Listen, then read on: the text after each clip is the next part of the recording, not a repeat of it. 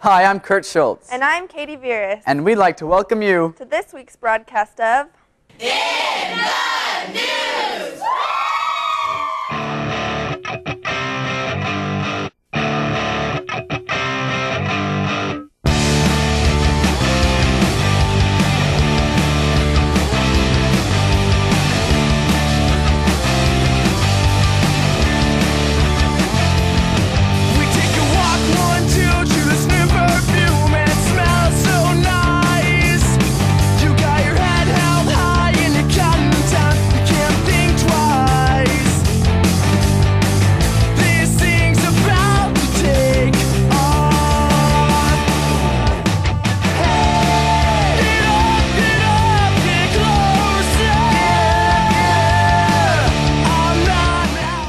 The annual physics class egg drop was held last Thursday during lunch. The success to failure ratio was 42%. The surviving eggs were Don't Eat Our Cookies, made by Rachel Carter, Erica Jacobo, Antonio Moreno, and Isabel Torres. McLovin, made by Angie Mendoza, Laura Solis, and Paola Nieto. YouTube, made by Ashley Orozco, Edwin Moran, and Christian Silva. Chevron, made by Manpreet Singh, and Subway, made by Gurvinder Singh. Field reporter Laura Solis spoke with physics teacher Mr. Sexton to learn the idea behind the egg drop. Hi, I'm Laura Solis with In the News at CHS, and I'm here talking to science teacher Mr. Sexton about the annual egg drop.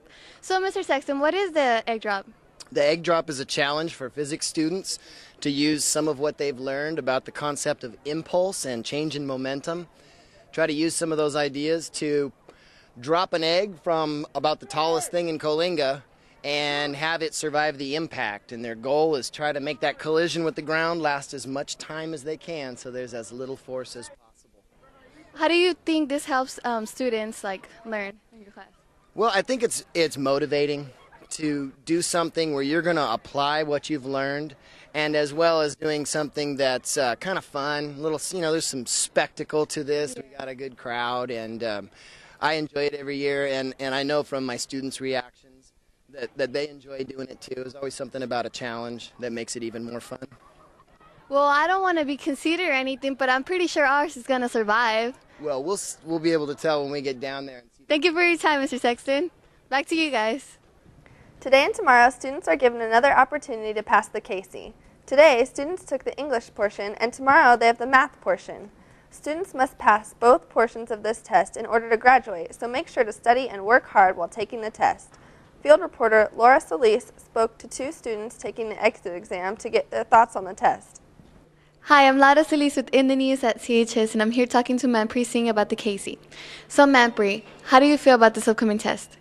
Actually, I'm feeling all right and doing my study with it, and I'm actually prepared for it. Yep. Do you think this time it's going to be harder? Actually, I really don't know, but it could be or it could not be, but I'm trying my best on it. What are you doing to prepare for it? Actually, I do go for after-school program, like at 3 to 4. I go in Mrs. Allo class, or sometimes stay in other classes to just study for it, or sometimes just to do my homework and stuff to get prepared for it. Thank you for your time, Manpreet. I appreciate it. Thank you. Hi, now I'm here with Pablo Hernandez talking about the CASE test. So, how do you feel about this upcoming test? Very kind of nervous because I have to get my tri-cycle passes this year because it means a lot to me, this test. Do you think it's going to be harder this time? Hopefully not, but I'll give my try and all that. I try very hard and all that. I've been staying after school so I could tutor and all that, and I've been studying about this test. Thank you. Back to you guys in the studio. On Tuesday, January 29th, longtime 5th grade Sunset teacher Miss Jessie passed away due to liver cancer. She had been sick for about a month and was awaiting chemotherapy. Miss Jessie taught for 23 years and was a devoted teacher who taught many of our students here at CHS. She is also the latest tragedy to strike the Coalinga district. Over the last 4 years, 5 staff members and 1 student have passed away. Mrs. Schott, Mrs. Hatcher, Mr. Borquez, all at the high school, Coach Miles Colwell, and sophomore Chelsea Mize. There have been more deaths at recent CHS graduates as well, including Matthew Hoffman, Jonathan De La Torre, Christian Vasquez, and Francisco Martinez. Field reporter Destiny Duvall spoke to Sunset principal Mrs. Marsh about Miss Jessie. Hi, I'm Katie Veris with In the News at CHS, filling in for Destiny Duvall today, who's feeling a little bit under the weather. I'm here talking to Mrs. Marsh about the former teacher, Mrs. Jessie. So, Mrs. Marsh, can you tell us a little bit about Mrs. Jessie? I have known Mrs. Jessie for the last 14 years here at Sunset. She started as a sixth grade teacher, and before she passed away, she taught fifth grade. Mrs. Jessie was known for her love of theater. She always emceed the annual Monster Mash for fifth grade students, had a wonderful, scary voice for that. She loved art, loved reading, and I believe that she instilled in her students that same love. She will always be known to Sunset staff as the teacher during PE that would have students perform to Richard Simmons' Sweating to the Oldies, and we will miss her greatly. Okay, and how are you all handling this? Well, everyone handles loss in different ways. Some staff members were very close personal friends with Mrs. Jessie. One of our other staff members was her landlord for 23 years. She was in the same duplex. So everyone has different levels of grief and sorrow. But the way that Mrs. Jessie wanted to be remembered, as her son said at her service on Saturday, is not sorrowful or sad.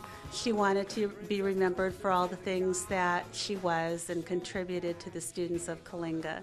So it's with a heavy heart that we do miss her, but we also feel lucky that we have known her for as many years as we have. Okay, thank you, Mrs. Marsh. Back to you guys in the studio. Funeral services for Linda Jessie were held on Saturday. Every year, students from Coalinga, Huron, and Avenel have the opportunity to apply to attend the University of California at Berkeley over the summer and stay at the CHA sorority house. Applications are due today, so if you're interested, be sure to turn in your applications to the counseling office. Field reporter Sarah Hicks spoke to Tia Ruggles, who attended the CHA house last year, and Lorenzo Rodriguez, who is applying this year for the first time. Hi, I'm Sarah Hicks with the News at CHS, and I'm here talking with Tia Ruggles and Lorenzo Rodriguez about the CHA. So what exactly is CHA? CHA is the Coalinga, Huron, and Avenel house. It's a sorority house that kids from Coalinga, Huron, and Avenel live in over the summer at Berkeley. And why are you applying to CHA? Well, I plan to go to Berkeley this summer, and I'd like to get a few classes over there, get some, actually to do something productive this summer too. So. That's nice. And Tia, how does CHA benefit you? Well, it benefits you because you keep learning throughout the year, even over summer, and you get to take classes that aren't offered at Coalinga, Huron, or Avenel. And what are your expectations for the summer?